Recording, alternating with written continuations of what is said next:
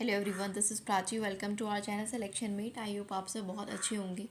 देखिए, ये वीडियो है DSSB TGT के एग्ज़ाम्स के लिए जो कि अब चल रहे हैं, और ये वीडियो सभी उन एग्ज़ाम्स के लिए है जिनमें आपका टीचिंग मेथडोलॉजी पूछा जाता है। PGT में 20 नंबर का पूछा जाता है और TGT में 10 नंबर का। ठीक है, तो उन सभी के लिए जिनका भी आने वाले टाइम में एग्ज़ाम है, तो ध्यान से सुनिएगा। जैसे TGT में आपके 10 क्वेश्चंस आते हैं, लास्ट 10 क्वेश्चंस आपके होते हैं टीचिंग मेथडोलॉजीज़ के। तो उनके लिए देखो, आपको कहीं से अगर बहुत सारे क्वेश्चंस मिल जाएं तो उनको भी आप प्रैक्टिस कर सकते हो, वो बहुत अच्छा रहेगा। लेकिन नेचुरल साइंस में एक क्वेश्चन, एक से दो क्वेश्चन प्रीवियस ईयर में देखने को मिले हैं जिसमें मैथमेटिक्स के सिंबल्स के बारे में पूछा गया है। बेसिकली जो मैथमेटिक्स के सिंबल्स होते हैं, जैसे प्लस होता है, मल्टीप्लिकेशन होता है, डिवाइड, कि इनमें से कौन सा मैथमेटिक्स का सिंबल नहीं है। कुछ इस टाइप का एक क्वेश्चन ज़रूर मैथमेटिक्स से रिलेटेड आया है। साथ ही साथ कुछ उसमें एक दो क्वेश्चन नॉर्मल साइंस के डाल देते हैं, जैसे आप जो साइंस में पढ़ रहे हो उसी से रिलेटेड। ठीक है, एक से दो क्वेश्चन वो देखने को मिलेंगे, और बाकी कैसे आपको बच्चे को पढ़ाना है उससे रिलेटेड टैकल चीज़ें क्या करनी है, वो एक दो क्वेश्चन देखने को मिलेंगे। और वो बहुत बेसिक क्वेश्चंस होते हैं, ट्रस्ट मी। उसके लिए आपको कोई बहुत नेक्स्ट लेवल की तैयारी की ज़रूरत नहीं है, सिर्फ अंडरस्टैंडिंग की ज़रूरत है। मेरे कहने का मतलब है, जैसे आप सीटेट में नहीं पेडागोजी का पोर्शन करते हो, 15 का आपका पेडागोजी आता है, 15 का कंटेंट आता है, उसी तरह से बहुत कुछ नेक्स्ट लेवल नहीं होता, सिर्फ अंडरस्टैंडिंग पर बेस्ड होता है। समावेशी एजुकेशन, इंक्लूसिव एजुकेशन के बारे में आप पढ़ते ही हो। साथ साथ जब बच्चों को, स्पेशल बच्चों को और नॉर्मल बच्चों को साथ में लेकर पढ़ाया जाता है, कैसा माहौल क्रिएट किया जाता है जहाँ पर वो साथ में सीखते हैं, तो वो इंक्लूसिव एजुकेशन से रिलेटेड आपसे एक दो क्वेश्चन पूछ लिया जाता है। तो कुछ भी अलग नहीं है, ठीक है, कुछ भी अलग नहीं, बहुत ही बेसिक से क्वेश्चंस हैं। ठीक है, मैं आपको एक थोड़ा सा एक पेपर का PYQ का सैम्पल यहाँ पे 10 क्वेश्चंस का दिखा देती हूँ, उससे आपको आइडिया लग जाएगा। अच्छा, मैंने 4 आपको PYQ कंप्लीट कराए हैं, 4 पेपर हैं जिसमें PYQ कराए हैं। ठीक है, न्यूमेरिकल को छोड़ के सभी क्वेश्चन, फिजिक्स, केमिस्ट्री, बायोलॉजी और टीचिंग मेथडोलॉजीज़ के भी 10 क्वेश्चंस, 4 पेपर PYQ के हो गए हैं आपके। और एक कंप्लीट वीडियो आई है जिसमें मैंने लगभग आपको 125 से 130 क्वेश्चंस कराए हैं, कंप्लीट रिवीजन कराया है साइंस का। ठीक है, तो वो वीडियो भी जाकर आप चैनल पर देख सकते हैं, अवेलेबल है। अब मैं आपको एक पेपर के 10 क्वेश्चंस दिखा देती हूँ। ठीक है, और उससे आप समझ जाएंगे, आइडिया लग जाएगा कैसे क्वेश्चंस आते हैं। तो मेरे कहने का सिर्फ इतना मतलब है, बच्चे बहुत परेशान रहते हैं कि टीचिंग मेथडोलॉजी कहाँ से करें, टीचिंग मेथडोलॉजी कहाँ से करें, मिल नहीं रहा है। तो इस पर ज़्यादा टाइम देने की ज़रूरत नहीं है। मेरा आपको सजेशन है, इस पर ज़्यादा टाइम मत दो, सिर्फ नॉर्मल अंडरस्टैंडिंग है, उससे भी आप 6 से 7 क्वेश्चन आराम से करेक्ट कर दोगे इनमें। ठीक है, तो मैं आपको एक PYQ के 10 क्वेश्चन यहाँ पर दिखा देती हूँ TM के। जैसे आपके सामने एक सवाल है, यहाँ पर लर्निंग से आया है। ठीक है, किससे? लर्निंग से। ये सब आप CTET में पढ़ के आए हो यहाँ पर, तो कुछ बेसिक अंडरस्टैंडिंग होती है, उससे आप कर सकते हो।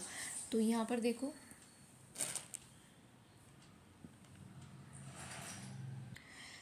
एक बात और, प्रैक्टिस कर लो आप तो बहुत अच्छा है, लेकिन बहुत ज़्यादा टाइम इसको नहीं देना। ठीक है, ज़्यादा टाइम अपने सब्जेक्ट को ही देना है।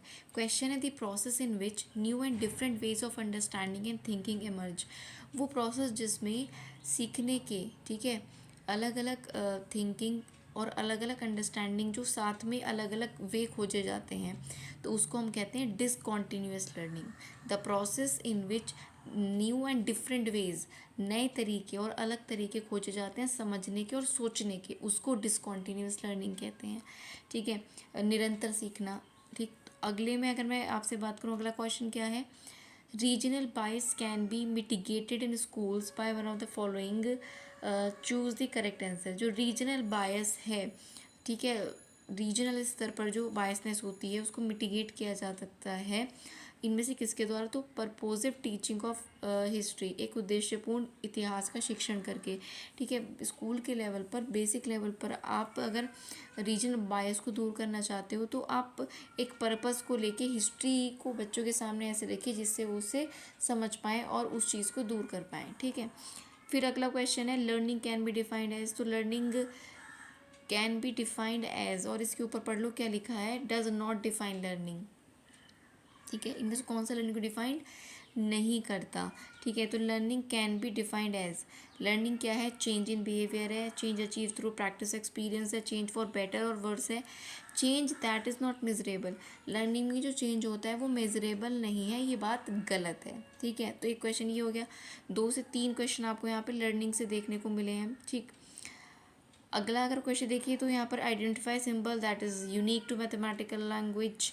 ठीक है, इनमें से जो गणित भाषा के लिए अद्वितीय प्रतीक है। ठीक है, तो इनमें से मैथमेटिक्स का जो सिंबल यहाँ पर यूज़ होता है परसेंटेज है वो दिया है। ठीक है, ये आपसे पूछा है। नेक्स्ट मैं क्वेश्चन की बात करती हूँ तो special attention given to student with और without special need is called. जो बच्चों का जब स्पेशल अटेंशन दी जाती है, चाहे वो स्पेशल नीड उनको चाहिए या नहीं चाहिए, ठीक है, तो उसको रिमीडियल एजुकेशन कहा जाता है। स्पेशल नीड हो या ना हो, लेकिन उन्हें स्पेशल अटेंशन दी जाए, उनका विशेष ध्यान दिया जाए, तो वो रिमीडियल एजुकेशन होती है। फिर एक क्वेश्चन है, which of the following is an example of onomatopoeic word. तो क्वैक क्वैक जो है एनोमेटोपिक वर्ड, यहाँ पे शब्द का एग्जाम्पल पूछा है। तो ओनोमेटोपोइक जो वर्ड होता है क्वैक क्वैक उसका एग्जाम्पल है, सेम इसमें स्पेलिंग होती है। फिर एक क्वेश्चन आपके सामने है कि reader come with prior knowledge, जो पढ़ने वाले अपनी प्रायर नॉलेज के साथ एक्सपीरियंस के साथ आते हैं and continue to read as long as the text confirms their expectations. जब ठीक है उसका सहारा लेकर पढ़ते हैं, तो which reading model does is define. तो ये टॉप डाउन अप्रोच होती है, ऊपर से नीचे टॉप डाउन अप्रोच। ठीक है, पहले ज्ञान और अनुभवों के साथ आते हैं और जब तक पार्ट उनकी अपेक्षाओं की पुष्टि ना कर दे, वो सेटिस्फाई ना हो जाए, तब तक उसको पढ़ते रहते हैं। ये टॉप डाउन अप्रोच होती है। इसके अलावा मैं बात करूँ तो नेक्स्ट क्वेश्चन है, significant and unique aspect of art evaluation is to systematically assess the child's thought and expression. Art education से रिलेटेड भी एक क्वेश्चन ज़रूर आपके सामने एग्जाम में आया है, तो उसको भी देख लेना। आर्ट इवेल्यूशन का एक मेन पर्पज़ है थॉट एंड एक्सप्रेशन। ठीक है, तो ये आप याद देख लेना। ठीक, इसके अलावा एक क्वेश्चन है, energy natural system is transferred by. ये क्वेश्चन कैंसिल कर दिया गया था। ठीक है, इसका कोई आंसर नहीं दिया गया था, तो इसको इग्नोर करते हैं। अगला है एसेंस ऑफ इंक्लूजन लाइज। तो इंक्लूजन समावेशन की बात चल रही है, तो वो क्या करता है, जहाँ पर इंक्लूजन होता है डाइवर्सिटी को एम्ब्रेस करता है, बढ़ाता है। ठीक है, विविधता को साथ में लेकर आता है। तो ये इस तरह के क्वेश्चन आपसे पूछे जाते हैं। ठीक है, तो देखो इनमें ज़्यादा टाइम इसलिए नहीं देना है कि होने को आपकी अंडरस्टैंडिंग से आप ऐसे भी कर दो, और नहीं होने को आप कितने भी क्वेश्चंस पढ़ लो और वो आपके यहाँ पर देखने को नहीं भी मिल सकते। तो केवल 10 क्वेश्चन के लिए ज़्यादा टाइम देना मेरे हिसाब से ठीक नहीं है। 5 से 6 क्वेश्चन इनमें से आप कर सकते हो ऑन बेस्ड योर अंडरस्टैंडिंग।